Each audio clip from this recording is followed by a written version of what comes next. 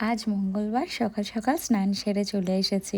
জানো তো, স্নানের পর বেশ কিছুটা সময় আমি নিজের সাথে কাটাই। একটু স্কিন কেয়ার করতে আমার সময় লাগে। সারাদিন তো বিভিন্ন কাজে ব্যস্ত থাকি, এই সময়টুকু আমার মনে হয় নিজেকে দেওয়ার দরকার। তবে তোমাদের না একটা কথা বলি, আমাকে হয়তো তোমরা প্রত্যেকটা ভিডিওতেই ব্ল্যাক ড্রেসে একটু বেশিই দেখতে পাও। আসলে না, আমি রুডির টি শার্ট গুলো পরতে খুব ভালোবাসি, তাই আমি নিজের জন্য আলাদা করে কোনো ওমেন টি শার্ট কিনি না। তোমরা হয়তো দেখবে আমি বাইরে বেরোলেও ও টি শার্টটাই ক্যারি করতে ভালোবাসি, যেহেতু ও বেশি ব্ল্যাক পরতে ভালোবাসে। আর আমি বিয়ের পর তো এসে দেখি ওয়ার্ড্রোব জুড়ে শুধু ব্ল্যাক আর ব্লু। পুরনো যে টি শার্ট গুলো বাতিল করেছি সেই টি শার্ট গুলোই ঘরে পরি, তাই ব্ল্যাক আর ব্লুতেই আমাকে বেশি দেখা যায়। আর তোমরা দেখো আমার বেডের কি অবস্থা, পুরো ছোট বাচ্চারা বেডে থাকলে যেমন অবস্থা হয় আমার বেডটা সবসময় তেমনই থাকে। আসলে সবসময় বলতে রুডি যতক্ষণ অফিস না যায় ততক্ষণ আমার বেডটা এরকমই থাকে, আমি কোনোভাবেই গোছাতে পারি না। পুরো জানো তো, ছোট বাচ্চারা ঠিক যেমন বেডের অবস্থা করে রাখে ও ঠিক তেমনই করে রাখে। আর ও যতক্ষণ ঘরে থাকে আমি কোনোভাবেই বেড গোছাতে পারি না। ও অফিস বেরিয়ে গেলে এই বেডটা নিয়ে আমি বসি। কাল কিছু জামা কাপড় কাছাকাছি করেছিলাম, সেগুলো শুকিয়ে গেছে, ঘরে নিয়ে এসে একেবারে গুছিয়ে রাখছি। জানো তো, ঘরের মধ্যে জামা কাপড়গুলো অগোছালো অবস্থায় পড়ে থাকলে ঘরটা কেমন বদ্ধ বদ্ধ অবস্থা লাগে, তাই আমি সঙ্গে সঙ্গেই গুছিয়ে রাখার চেষ্টা করি।